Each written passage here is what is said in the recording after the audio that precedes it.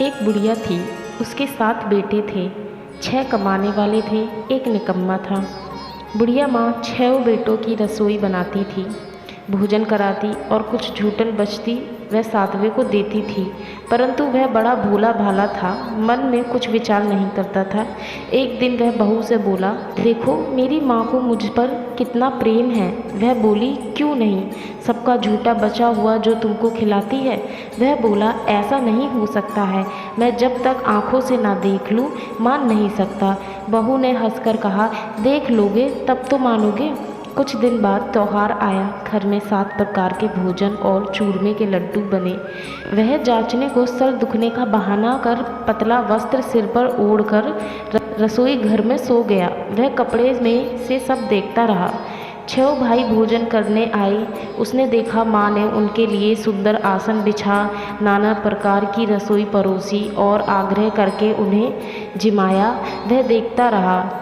6 भोजन कर उठे तब माँ ने उनकी झूठी थालियों में से लड्डुओं के टुकड़े उठाकर एक लड्डू बनाया। जूठन साफ कर बुढ़िया माँ ने उसे पुकारा, बेटा 6 भाई भोजन कर गए, अब तू ही बाकी है, उठ तू कब खाएगा। वह कहने लगा, माँ मुझे भोजन नहीं करना, मैं अब प्रदेश जा रहा हूँ। माँ ने कहा, कल जाता हो तो आज चला जा। वह बोला, हाँ आज ही जा रहा हूँ। यह कहकर वह घर से निकल गया। चलते समय स्त्री की याद आ गई। वह गौशाला में अंडे थाप रही थी। वहाँ जाकर बोला, दोहा, हम जावे परदेस आवेंगे कुछ काल, तुम रहियो संतोष से धर्म अपना लो पाल। वह बोली, जाओ पिया आनंद से हमारो सोच हटाए, राम भरोसे हम रहे ईश्वर तुम्हें सहाय।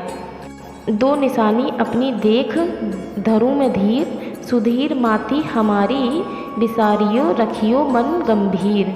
वह बोला, मेरे पास तो कुछ नहीं है, यह अंगूठी है सो ले और अपनी कुछ निशानी मुझे दे। वह बोली, मेरे पास क्या है, यह गोबर भरा हाथ है। यह कहकर उसकी पीठ पर गोबर के हाथ के थाप मार दिए। वह चल दिया। चलते चलते दूर देश पहुंचा। वहाँ एक साहूकार की दुकान थी। वहाँ जाकर कहने लगा, भाई मुझे नौकरी पर रख लो। साहूकार को ज़रूरत थी तो वह बोला, ठीक है रह जा। लड़के ने पूछा, तनख्वाह क्या दोगे। साहूकार ने कहा, काम देखकर दाम मिलेगा। साहूकार की नौकरी मिली। वह सुबह 7 बजे से 10 बजे तक नौकरी करने लगा। कुछ दिन में दुकान का सारा लेन देन, हिसाब किताब, ग्राहक को माल बेचना, सारा काम करने लगा। साहूकार के 7-8 नौकर थे। वह सब चक्कर खाने लगे, यह तो बहुत होशियार बन गया है। सेठ ने भी काम देखा और 3 महीने में ही उसे आधे मुनाफे का हिस्सेदार बना लिया। वह कुछ वर्ष में ही नामी सेठ बन गया और मालिक सारा कारोबार उस पर छोड़कर चला गया। अब बहू पर क्या बीती सो सुनो। सास ससुर उसे दुख देने लगे। सारी गृहस्थी का काम करा के उसे लकड़ी लेने जंगल भेजते। इस बीच घर के आटे से जो भुस्सी निकलती उसकी रोटी बनाकर रख दी जाती और फूटे नारियल की नारियली में पानी। इस तरह दिन बीतते जा रहे थे। एक दिन वह लकड़ी लेने जा रही थी। रास्ते में ही बहुत सी स्त्रियां संतोषी माता का व्रत करती दिखाई दी। वह वहां खड़ी होकर कथा सुनने लगी और पूछा, बहन तुम किस देवता का व्रत कर रही हो और उसके करने से क्या फल मिलता है। इस व्रत को करने की क्या विधि है। यदि तुम अपने इस व्रत का विधान मुझे समझा कर कहोगी तो मैं तुम्हारा बड़ा एहसान मानूंगी। तब उनमें से एक स्त्री बोली, सुनो, ये संतोषी माता का व्रत है। इसके करने से निर्धनता, दरिद्रता का नाश होता है, लक्ष्मी आती है, मन की चिंताएं दूर होती हैं, घर में सुख होने से मन को प्रसन्नता और शांति मिलती है, निपुति को पुत्र मिलता है, प्रीतम विहार गया हो तो शीघ्र घर आवे, कंवारी कन्या को मनपसंद वर मिले, राजद्वारे में बहुत दिनों से मुकदमा चल रहा हो तो खत्म हो जावे, कलह कलेश की निवृत्ति हो, सुख शांति हो, घर में धन जमा हो, पैसा जायदाद का लाभ हो, रोग दूर हो जावे तथा और जो कुछ मन में कामना हो सो सब संतोषी माता की कृपा से पूर्ण हो जावे, इसमें संदेह नहीं। वह पूछने लगी, यह व्रत कैसे किया जाए, यह भी बताओ तो बड़ी कृपया होगी। वह कहने लगी, 1.25 आने का गुड़ चना लेना, इच्छा हो तो 5.25 आने का लेना या 1.25 रुपये का भी सहूलियत के अनुसार लेवें। बिना परेशानी और श्रद्धा व प्रेम से जितना भी बन पड़े 1.25 लेना। प्रत्येक शुक्रवार को निराहार रहकर कथा सुनना, इसके बीच क्रम टूटे ना और लगातार नियम पालन करना, सुनने वाला कोई ना मिले तो घी का दीपक जलाकर उसके आगे जल के पात्र को सामने रखकर कथा कहना, परंतु नियम ना टूटे। जब कार्य सिद्ध न हो नियम का पालन करना और कार्य सिद्ध हो जाने पर व्रत का उद्यापन करना। 3 मास में माता फल पूरा करती हैं। यदि किसी के ग्रह खोटे भी हों तो भी माता वर्ष भर में कार्य सिद्ध करती हैं। फल सिद्धि होने पर उद्यापन करना चाहिए, बीच में नहीं। उद्यापन में 2.5 सेर आटे का खाजा तथा इसी परिणाम से खीर तथा चने का साग करना। 8 लड़कों को भोजन कराना, जहाँ तक मिले देवर जेठ भाई बंधु को हो, ना मिले तो रिश्तेदारों को और 5 पड़ोसियों को बुलाना, उन्हें भोजन करा यथाशक्ति दक्षिणा दे माता का नियम पूरा करना। उस दिन घर में खटाई ना खाएं।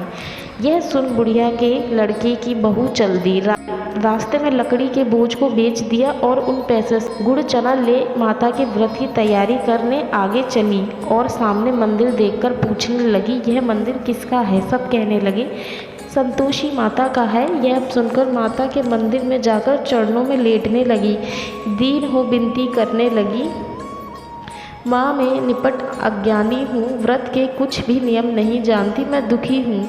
हे माता जगत जननी, मेरा दुख दूर करने में तेरी शरण में आई हूँ। माता को दया आई। एक शुक्रवार बीता कि दूसरे की उसके पति का पत्र आया और तीसरे शुक्रवार को उसका भेजा हुआ पैसा आ पहुंचा। यह देख जेठ जेठानी मुंह सिकुड़ने लगे। इतने दिनों में इतना पैसा आया, इसमें क्या बड़ाई? लड़के ताने देने लगे। काकी के पास पत्र आने लगे, रुपया आने लगा। अब तो काकी की खातिर बढ़ेगी, अब तो काकी बोलने से भी नहीं बोलेगी। बेचारी सरलता से कहती, भैया कागज आवे रुपया आवे, हम सब के लिए अच्छा है। ऐसा कहकर आंखों में आंसू भरकर संतोषी माता के मंदिर में आ मातेश्वरी के चरणों में गिरकर रोने लगी। माँ मैंने तुझसे पैसा कम मांगा है, मुझे पैसे से क्या काम है, मुझे तो अपने सुहाग से काम है, मैं तो अपने स्वामी के दर्शन मांगती हूँ। तब माता ने प्रसन्न होकर कहा, जा बेटे तेरे स्वामी आवेंगे। यह सुनकर खुश बावली होकर घर में जा काम करने लगी। अब संतोषी माँ विचार करने लगी, इस भोली पुत्री को मैंने कह तो दिया है कि तेरा पति आएगा, कैसे? वह तो इस सपन में भी याद नहीं करता, उसे याद दिलाने को मुझे ही जाना पड़ेगा। इस तरह माता जी उस बुढ़िया के बेटे के पास जा सपन के प्रकट हुई। सपन में प्रकट हो कहने लगी, साहूकार के बेटे सो रहा है या जग रहा है? वह कहने लगा, माता सोता भी नहीं जगता भी नहीं हूँ, कहो क्या आज्ञा है? माँ कहने लगी, तेरे घर बार कुछ है कि नहीं? वह बोला, मेरे पास सब कुछ है, माँ बाप है, बहू है, क्या कमी है? माँ बोली, भोले पुत्र तेरी बहू घोर कष्ट उठा रही है, तेरे माँ बाप उसे त्रासदा दे रहे हैं, वह तेरे लिए तरस रही है, तू उसकी सुध ले। वह बोला, हाँ माता जी यह तो मालूम है, परंतु जाऊं तो कैसे? परदेश की बात है, लेन देन का कोई हिसाब नहीं, कोई जाने का रास्ता नहीं आता, कैसे चला जाऊं? माँ कहने लगी, मेरी बात मान, सवेरे नहा धोकर संतोषी माता का नाम ले, घी का दीपक जला, दंडवत कर दुकान पर जा बैठ, देखते देखते सारा लेन देन चुप जाएगा, जमा का माल बिक जाएगा, साझा होते होते धन का भारी ढेर लग जाएगा। अब सवेरे जल्दी उठ, भाई बंधु से सपने की सारी बात कहता है। वह सब उसकी अनसुनी कर दिल्लगी उड़ाने लगते हैं। कभी सपने भी सच होते हैं। एक बूढ़ा बोला, देख भाई मेरी बात मान, इस प्रकार झूठ साँच करने के बदले देवता ने जैसा कहा है वैसा ही करना, करने में तेरा क्या जाता है? अब बूढ़े की बात मानकर वह नहा धोकर संतोषी माता को दंडवत घी का दीपक जलाकर दुकान पर जा बैठता है। थोड़ी देर में क्या देखता है कि देने वाले रुपए लाने लगे, लेने वाले हिसाब लेने लगे, कोठरी में भरे सामान की खरीदारी नगद दाम दे सौदा करने लगे। शाम तक धन का भारी ढेर लग गया। मन में माता का नाम ले, चमत्कार देख प्रसन्न हो घर ले जाने के वास्ते गहना कपड़े सामान खरीदने लगा। यह काम से निपट तुरंत घर का रवाना हुआ। यह बेचारी जंगल में लकड़ी लेने जाती है। लौटते वक्त माता जी के मंदिर में विश्राम करती है। वह तो उसके प्रतिदिन रुकने का जो स्थान ठहरा। धूल उड़ती देख वह माता से पूछती है, हे माता, ये धूल कैसे उड़ रही है? माता कहती हैं, हे पुत्री, तेरा पति आ रहा है। अब तू ऐसा कर, लकड़ियों के 3 बोझे बना ले। एक नदी के किनारे रख, दूसरा मेरे मंदिर पर और तीसरा अपने सर पर रख। तेरे पति को लकड़ियों का गट्ठर देख मोह पैदा होगा। वह यहाँ रुकेगा, नाश्ता पानी खाकर माँ से मिलने जाएगा। तब तू लकड़ियों का बोझ उठाकर जाना और चौकी में गट्ठर डालकर जोर से आवाज़ लगाना, लो सासू जी, लकड़ियों का गट्ठर लो, भूसी की रोटियां दो, नारियल के खपेड़े में पानी दो, आज मेहमान कौन आया है? बहुत अच्छा माता जी से कहकर वह प्रसन्न मन से लकड़ियों की 3 गट्ठर ले आई। एक नदी के किनारे पर और एक माता जी के मंदिर पर रखा। इतने में मुसाफिर आ पहुंचा। सूखी लकड़ी देख उसकी इच्छा उत्पन्न हुई कि हम यहीं पर विश्राम करें और भोजन बनाकर खा पीकर गांव जाएं। इसी तरह रुककर भोजन बना, विश्राम करके गांव को गया, सबसे प्रेम से मिला। उसी समय सिर पर लकड़ी का गट्ठर लिए वह उतावली सी आती है। लकड़ियों का भारी बोझा आंगन में डालकर जोर से 3 आवाज़ देती है, लो सासू माँ जी, लकड़ियों का गट्ठर लो, भूसी की रोटी दो, आज मेहमान कौन आया है? यह सुनकर उसकी सास बाहर आकर अपने दिए हुए कष्टों को भुलाने हेतु कहती है, बहू ऐसा क्यों कहती है? तेरा मालिक ही तो आया है, आ बैठ, मीठा भात खा, भोजन कर, कपड़े गहने पहन। उसकी आवाज़ सुनकर पति बाहर आता है। अंगूठी देख व्याकुल हो जाता है। माँ से पूछता है, माँ ये कौन है? माँ कहती है, बेटे ये तेरी बहू है। आज 12 वर्ष हो गए जब से तू गया है, तब से सारे गांव में जानवर की तरह भटकती फिरती है। उनका कामकाज कुछ करती नहीं, 4 पहर आकर खा जाती है। अब तुझे देख भूसी की रोटी और नारियल के खेपड़े में पानी मांगती है। वह लज्जित हो बोला, ठीक है माँ, मैंने इसे भी देखा और तुम्हें भी देखा, अब दूसरे घर की चाबी दो, उसमें रहूँगा। अब माँ बोली, ठीक है बेटा, जैसी तेरी मर्जी हो सो कर। यह कह चाबी का गुच्छा पटक दिया। उसने चाबी लेकर दूसरे मकान की 3री मंजिल का कमरा खोला, सारा सामान जमाया। एक दिन में राजा के महल जैसा ठाट बाट बन गया। अब क्या था, बहू सुख भोगने लगी। इतने में शुक्रवार आया। उसने अपने पति से कहा, मैं संतोषी माता के व्रत का उद्यापन करना चाहती हूँ। उसका पति बोला, अच्छा, खुशी से कर लो। वह उद्यापन की तैयारी करने लगी। जेठानी के लड़के को भोजन के लिए कहने गई। उन्होंने मंजूर किया, परंतु पीछे से जेठानी ने अपने बच्चे को सिखाया, देख रे, भोजन के समय सब लोग खटाई मांगना, जिससे उसका उद्यापन पूरा ना हो। लड़के जिगने आए, खीर खाना पेट भरकर खाया, परंतु बाद में खाते ही कहने लगे, हमें खटाई दो, खीर खाना हमको नहीं भाता, देखकर अरुचि होती है। वह कहने लगी, भाई खटाई किसी को नहीं दी जाएगी, यह तो संतोषी माता का प्रसाद है।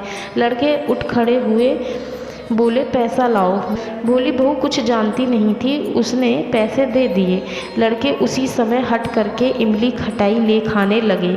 यह देखकर बहू पर माता जी ने कोप किया। राजा के दूत उसके पति को पकड़कर ले गए। जेठ जेठानी मन मन वचन कहने लगे, लूट लूट कर धन इकट्ठा कर लाया है, अब सब मालूम पड़ जाएगा जब जेल की मार खाएगा। बहू से यह वचन सहन नहीं हुआ। रोती हुई माता जी के मंदिर गई, कहने लगी, हे माता, तुमने क्या किया? हंसा कर अब भक्तों को रुलाने लगी। माता बोली, बेटी, तूने उद्यापन करके मेरा व्रत भंग किया है, इतनी जल्दी सब बातें भुला दी। वह कहने लगी, माता, भूलती तो नहीं ना, कुछ अपराध किया है मैंने तो भूल से लड़कों को पैसे दे दिए थे, मुझे क्षमा कर दो, मैं फिर तुम्हारा उद्यापन करूँगी। माँ बोली, अब भूल मत करना। वह कहती, अब बतलाओ वो कैसे आएंगे? माँ बोली, जा पुत्री, तेरा पति तुझे रास्ते में आता मिलेगा। वह निकली, राह में पति आता मिला। वह पूछती है, तुम कहाँ गए थे? वह कहने लगा, इतना धन जो कमाया है उसका टैक्स राजा ने मांगा था, वह भरने गया था। वह प्रसन्न हो बोली, भला हुआ, अब घर को चलो। घर गए। कुछ दिन बाद फिर शुक्रवार आया। वह बोली, मुझे फिर माता का उद्यापन करना। पति ने कहा, करो। बहू फिर जेठ के लड़के को भोजन के लिए कहने गई। जेठानी ने 1-2 बात सुनाई और सब लड़कों को सिखाने लगी। तुम सब लोग पहले ही खटाई मांगना। लड़के भोजन से पहले कहने लगे, हमें खीर नहीं खानी, हमारा जी बिगड़ता है, कुछ खटाई खाने को दो। वह बोली, खटाई किसी को नहीं मिलेगी, आना हो तो आओ। वह ब्राह्मण के लड़के को लाकर भोजन कराने लगी। यथाशक्ति दक्षिणा की जगह एक एक फल उन्होंने दिया। संतोषी माता प्रसन्न हुई। माता की कृपा होते ही 9वें मास में उसके चंद्रमा के समान सुंदर पुत्र प्राप्त हुआ। पुत्र को पाकर प्रतिदिन माता जी के मंदिर को जाने लगी। माँ ने सोचा, यह रोज आती है, आज क्यों ना इसके घर चलूं, इसका आसरा देखूं तो सही। यह विचार कर माता ने भयानक रूप बनाया। गुड़ चने से सना मुख, ऊपर सूंड के समान होंठ, उस पर मक्खियाँ भिन भिन कर रही थी। दहली पर पैर रखते ही उसकी सास चिल्लाई, देख रहे कोई चुड़ैल डाकनी चली आ रही है, लड़कों इसे भगाओ नहीं तो किसी को खाना जाए। लड़के भगाने लगे, चिल्लाकर खिड़की बंद करने लगे। बहू रोशनदान में से देख रही थी। प्रसन्नता से पगली बन चिल्लाने लगी, आज मेरी माताजी मेरे घर आई हैं, वह बच्चे को दूध पिलाने से हटती है। इतने में सास का क्रोध फट पड़ा। वह बोली, इसे देखकर क्या उतावली हुई है कि बच्चे को पटक दिया। इतने में माँ के से लड़के ही लड़के नजर आने लगे। वह बोली, माँ मैं जिनका व्रत करती हूँ यह संतोषी माता हैं। इतना कहकर झट से सारे किवाड़ खोल दिए।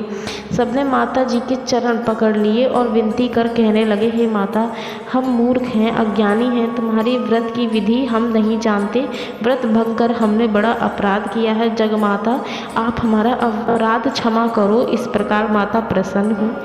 बहू को प्रसन्न हो जैसा फल दिया वैसा माता सबको दे, जो पढ़े उसका मनोरथ पूरा हो। बोलो संतोषी माता की जय।